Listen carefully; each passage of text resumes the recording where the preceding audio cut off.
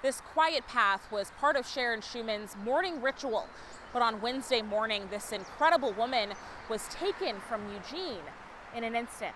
She was an avid jogger, and she had jogged that exact path almost every day for over 40 years. Sharon Schuman, a mother, grandmother, and Eugene community leader, was killed Wednesday morning when a car left the road and struck her while she was jogging along Amazon Trail. She had so much left to do. She had so much life left to give, just relentless amounts of good to do in this city, and it is just so senseless and horrific that she was taken from us in this senselessly violent way.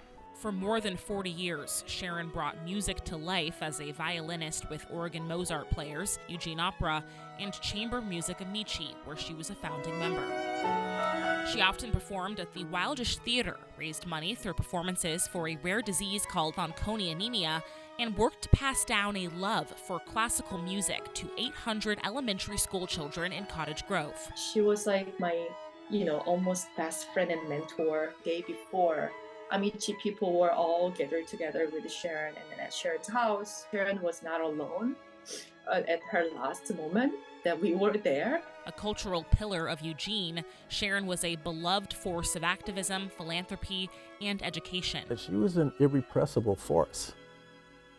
And when she created chamber music in me, she created it out of nothing. It was just her and her ideas. It felt as if we were her family.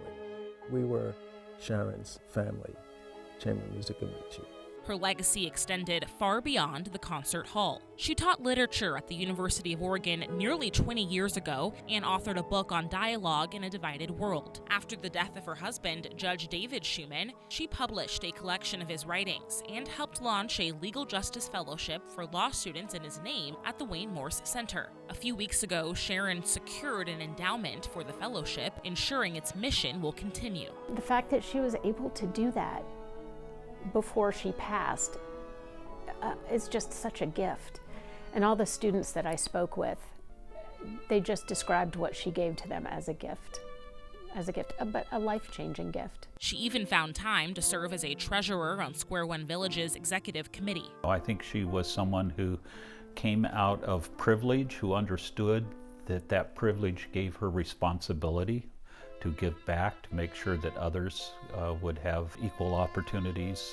She was just very committed to doing that in any way that she could, using her talents and expertise and gifts to benefit others. Sharon is survived by her 2 children, Rebecca and Ben, and her grandchildren. Quite frankly, I've been overwhelmed with the outpouring of support from across the community. I think what stood out to me is she just touched so many people in so many different areas. She had kind of the music world, the nonprofit world, the teaching world, the family world, and so it's just been crazy everywhere I've gone. There's just been an outpouring of love and support. She and my daughter, who's 10, were best friends. She was my daughter's secondary caregiver. She wanted to watch my daughter grow up. She wanted to help raise my daughter, and that is what I am most devastated about, is that she was taken away from a perfect little girl who got so much from her. Sharon Schuman, a leader with unbelievable energy, strength, and passion for life. In Eugene, I'm Tiffany Lewis reporting.